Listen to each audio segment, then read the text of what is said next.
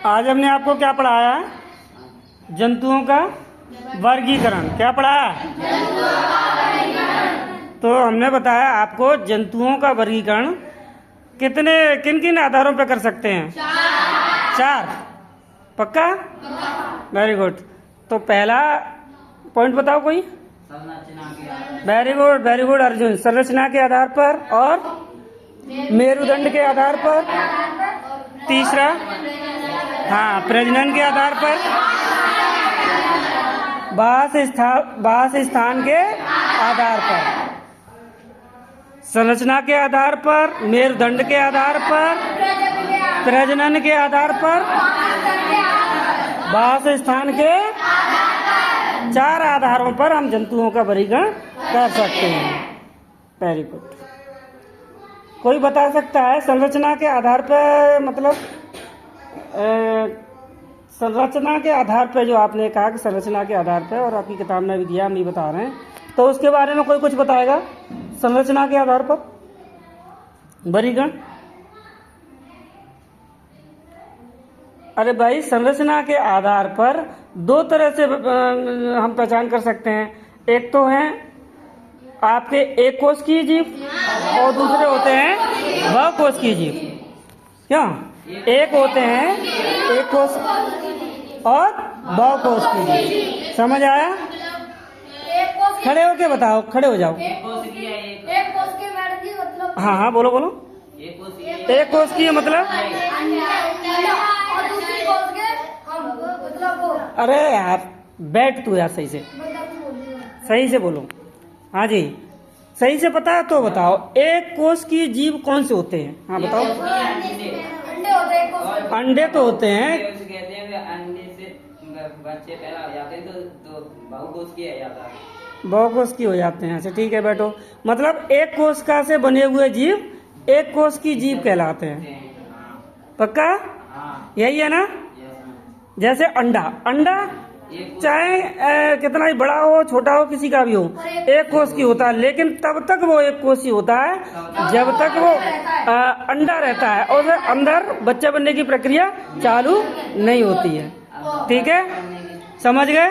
और जीव भी होते हैं जैसे कि आपके अमीबा, आंखों से दिखाई नहीं देते ये जीव।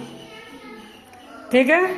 अच्छा, इसमें एक चीज और जानने की है कि सबसे बड़ा एक कोश की जीव शुतुरमुर्ग का अंडा। शुतुरमुर्ग नहीं, शुतुरमुर्ग का अंडा। और सबसे छोटा बैक्टीरिया। ठीक है। अच्छा, दूसरा आधार क्या लिखा है? मतलब हमने बताया है, लिखाया है मेरुदंड।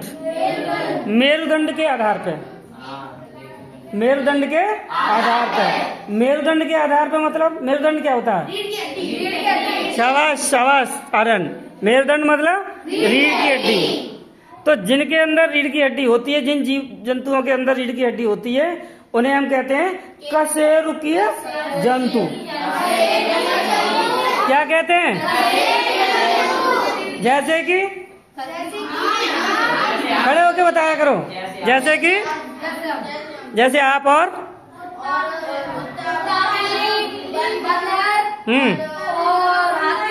अच्छा, इधर से बताओ। अच्छा ठीक है, जिनमें रीढ़ की हड्डी होती है वो सभी कशेरुकीय जीव होते हैं, जंतु होते हैं, सॉरी। ठीक है। हाँ, और जिनमें रीढ़ की हड्डी, भाई 2 तरीके से हम वर्गीकरण कर रहे हैं मेरुदंड के आधार पर। एक तो जिनमें रीढ़ की हड्डी होती है, दूसरा जिनमें नहीं होती है। जिनमें नहीं होती है उन्हें क्या कहते हैं? कहते क्या है? हाँ, अकशेरुकीय जंतु। ठीक है, या जीव कह लो, अकशेरुकीय जीव। ठीक है, समझ गए? जैसे कि केंचुआ, कीड़े मकोड़े, है ना, कॉकरोच, ये सभी अकशेरुकीय जंतु हैं या जीव हैं जिनमें रीढ़ की हड्डी यानी मेरुदंड नहीं होती। ठीक है।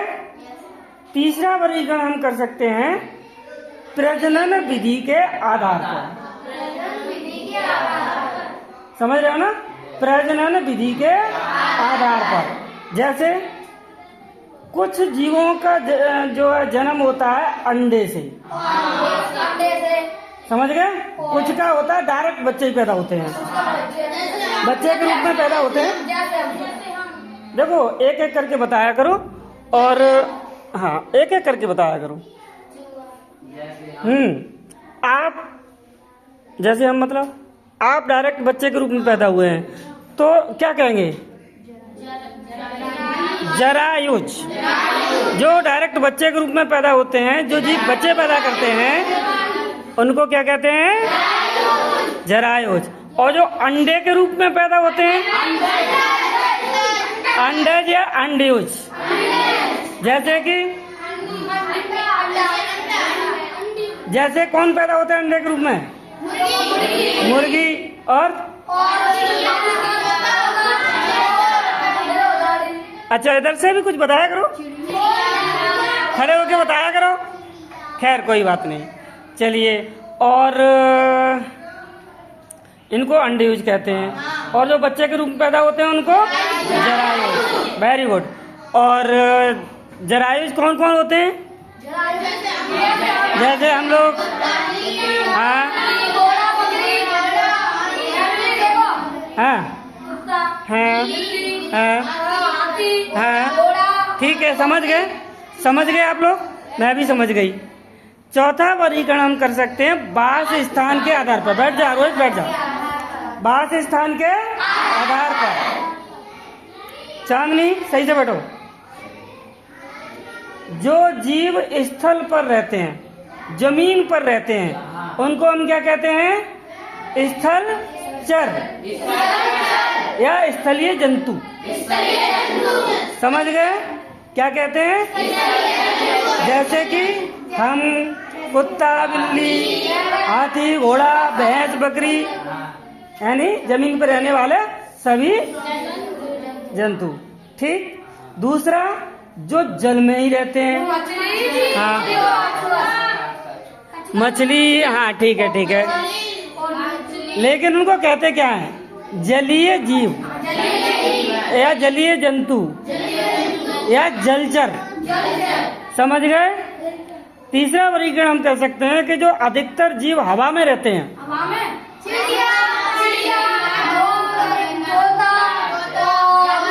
ठीक है ठीक है, उनको बैठो, ये बताओ उनको कहते क्या हैं? वायवीय जंतु। क्या कहते हैं? Very good. और कितने हो गए? 3 हो गए। चौथा हम वर्गीकरण कर सकते हैं इसी में, वास स्थान के आधार पर। कुछ जीव अधिकतर पेड़ों पर रहते हैं। ऐसा नहीं है, नेक्स्ट सुन ले, ऐसा नहीं है कि वो जमीन पर नहीं आते, लेकिन अधिकतर पेड़ों पर ही रहते हैं। उन्हें कहते हैं, उन्हें क्या कहते हैं? वृक्षाश्रयी जंतु। क्या कहते हैं? ये वृक्ष पे यानी पेड़ों पे ही अपना आश्रय ज्यादा रखते हैं। ठीक है। जैसे कि बंदर, गिलहरी,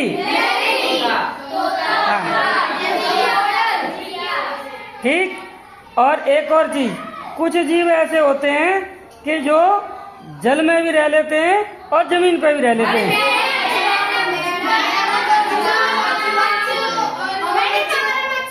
हाँ बैठो बैठो बैठो। पहले हमको ये देखना उनको कहते क्या हैं। हाँ हाँ बोलो। हाँ बिल्कुल सही है, उभयचर। क्या कहते हैं? ठीक है। तो आपको वर्गीकरण समझ में आ गया कि किन किन आधार पर हम चीजों को अलग करके देख सकते हैं। यही होता है वर्गीकरण। कशेरुकी, अकशेरुकी, अंडज, जरायुज, है ना, एक कोशिकीय, बहुकोशिकीय, और निवास के स्थान पर स्थलीय, जलीय, वायवीय, उभयचर, वृक्षाश्रयी। इस तरह से हम जो है इनको अलग अलग करके देख सकते हैं। यही वर्गीकरण होता है। ठीक है, सही।